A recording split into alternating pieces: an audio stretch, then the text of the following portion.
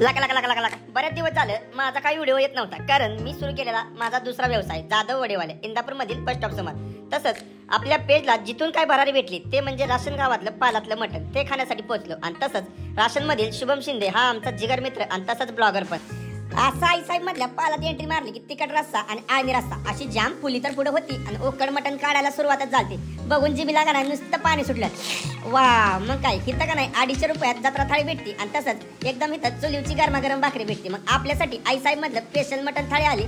मग केलं की फुरक्यावर फुरकं मारायला सुरुवात.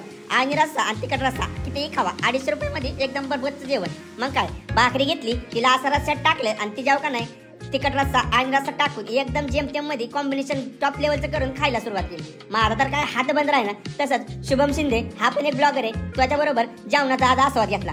ही गर्दी बघून घ्या. सकाळी 7 ते दुपारी 12 पर्यंत इथं जेवण चालतं. तर एकदा नक्की यायचं हॉटेल आई साहेब मटण खाना.